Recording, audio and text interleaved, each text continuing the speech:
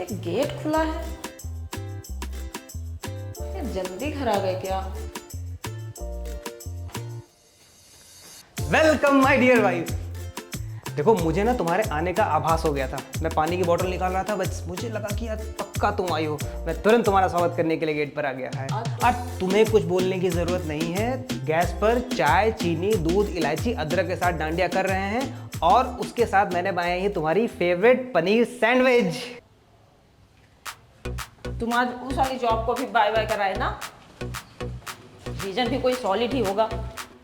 That is why I love you so much, my dear wife. तुम बिना कुछ बोले सब पहले से ही समझ जाती हो। एक साल में 5वीं नौकरी है जो तुम छोड़ कर आए हो। अब तुम्हें समझने के लिए मुझे ज्यादा एफर्ट नहीं करना पड़ता है। अरे यार तो अब मैं क्या काम करूं बताओ। मेरे पास ऑलरेडी 4 फाइल का काम था, अब बॉस ने ऊपर से 3 फाइल का काम और दे दिया। अब मैं इतना अकेले काम कैसे करूं एक साथ। फिर क्या था, फाइल उठाई और सीधा बॉस केबिन में गया और उनके टेबल पर दे मारी। मैंने कहा मैं मनमौजी आदमी, मुझसे इतना काम नहीं होगा। तुम यार टेंशन मत लो इतना। खैर ये है तुम्हारा फेवरेट पनीर सैंडविच और चाय।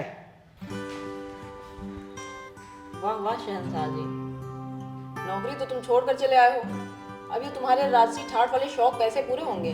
नौकरों की फौज, घर को मैनेज करना और ये सेविंग्स। मैंने तुमसे क्या कहा था कि आपका गुलाम हाजिर है।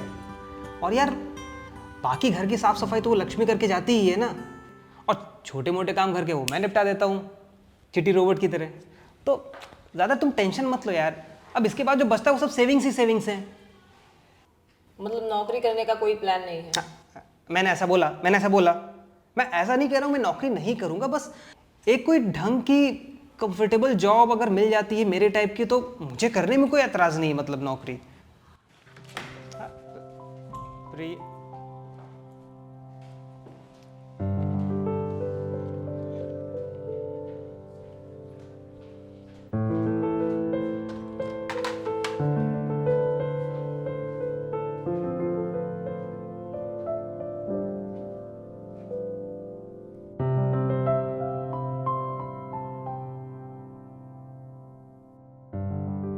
इस इंसान को कैसे समझाऊं कि आज के ज़माने में मिलकर कमाना ज़रूरी है।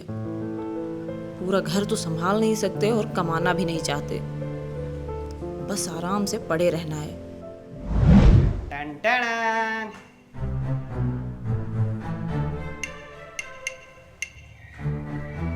तुम्हारा फेवरेट पोस्ट वर्कआउट मील।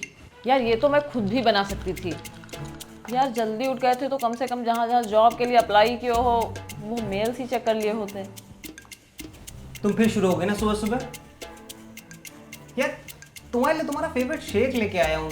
मुझे पता है कि तुम वर्कआउट के बाद लेती हो, अब तुम ऐसे बात कर रही हो। और वैसे भी यार आज वीकेंड है, अब संडे को कहाँ मेल आती, मंडे टू फ्राइडे आएगी। मैं मंडे को चेक कर लूँगा, तुम परेशान मत हो। अच्छा सुनो, अगर तुम जॉब करोगे ना तो मैं तुम्हें तुम्हारा फेवरेट चिली पनीर और फ्राइड राइस हर संडे को बना के खिलाऊंगी। अब तुम हंस क्यों रहे हो? तुम्हारे इस ऑफर से मुझे ना बचपन का किस्सा याद आ गया। पता है मैं जब 9th क्लास में था ना तो मेरे मैथ्स के टीचर ने एक अलजेब्रा का क्वेश्चन लिखा और फिर पूरी क्लास से कहा कि जो भी ये क्वेश्चन सॉल्व कर लेगा उसे 2 महालट्टों की टॉफी मिलेगी। तो मैंने ऐसे हाथ खड़ा किया और मैंने कहा सर एक काम करिए, ये सवाल आप सॉल्व कर लीजिए और टॉफी भी आप ही खा लेना। कोई बहुत मैं ज्यादा एफर्ट नहीं करता हूँ यार। यार एक बात बताओ, जब 40% आके हम पास हो सकते हैं तो 90% की क्या जरूरत है? यार देखो मेरी लाइफ का फंडा तो हमेशा से यही रहा है, आराम से उतना कमाओ जितने में आपका जीवन चले और फिर आप मौज करो। ये इतना भी फनी जोक नहीं था। तुमसे कुछ नहीं होगा यार। अच्छा सुनो, आज हमने ऑफिस कलीग्स को इनवाइट किया है डिनर पर, तो मार्केट से कुछ सामान और सब्जी तो ला ही सकते हो ना? हाँ यार पता है शॉपिंग की चॉइस ना तुम्हारी ज्यादा बेटर है मुझसे। तुम चले जाना यार, मैं काम करूंगा ना, तुम लाना, मैं जो जो तुम कहोगे ना मैं तुम्हारे लिए और पार्टी के लिए मैं तैयार कर दूंगा। मुझे और भी एक्स्ट्रा तैयारी करनी है। ठीक है चला जाऊंगा। अच्छा सुनो, शाम को जब मेरे कलीग्स आएंगे, कोई पूछे तो मैंने कह रखा है कि तुम नई जॉब के लिए ट्राई कर रहे हो, पहले वाली कंपनी में कुछ इश्यू था। अच्छा, तो मैडम ये बता दीजिए कि मैं कंपनी का नाम बताऊं या फिर मैं सीधे कह दूं कि मैं कंपनी का मालिक हूं? हर बात खींची करके टालना जरूरी नहीं है। स्टार्टअप कंपनी में हूँ बोल देना। और वैसे भी ये कोई बात झूठ नहीं है, मैंने सीरियसली तुम्हें तुम्हारी मेल पर 2 इंटरव्यू लेटर भेजे हैं। मंडे को चले जाना। हाँ ठीक है, चला जाऊंगा, लेकिन यार प्रिया इतना मारामारी क्यों करना लाइफ में?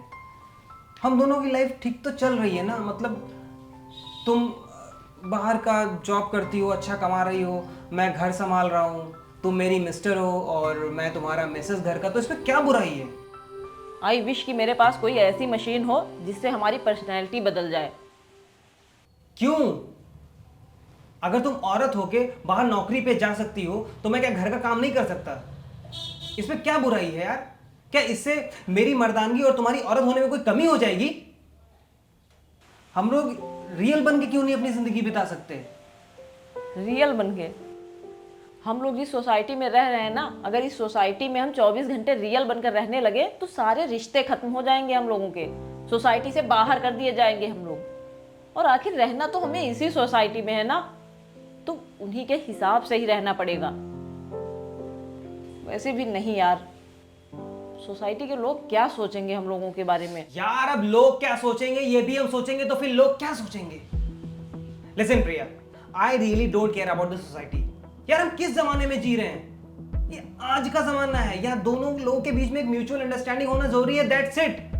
अपने वो शुक्लाइन को देख लो पड़ोस में, कितनी तेज लड़ाई करते हैं। उनकी लड़ाइयों की आवाजें हमारे घर तक सुनाई देती हैं, ये बात तुमको पता है अच्छे से। बताओ, मिलकर दोनों लोग महीने का 2 लाख रुपए कमाते हैं, बताओ उसे 2 लाख रुपए महीने का क्या मतलब है जिस घर में सुख और शांति ना हो? यार ज्यादा मैं पढ़ा लिखा नहीं हूं, ज्यादा मुझ में समझ नहीं है, लेकिन जितना मैंने समाज को देखा है मुझे सिर्फ एक ही चीज पता है कि हम समाज से हैं, समाज हमसे नहीं है। अगर हम आज सोसाइटी में कोई बदलाव चाहते हैं तो वो हमको खुद से करना पड़ेगा प्रिया। हम ये समाज से नहीं एक्सपेक्ट कर सकते कि जब वो चेंजेस लाएगा तब हम अपने अंदर चेंजेस लाएंगे। We have to do the changes and the society will accept it. एक बार ट्राई करते हैं ना इस तरीके से रह के, और अगर कुछ भी अगर बुरा होता है ना तो मैं संभाल लूंगा, ट्रस्ट मी।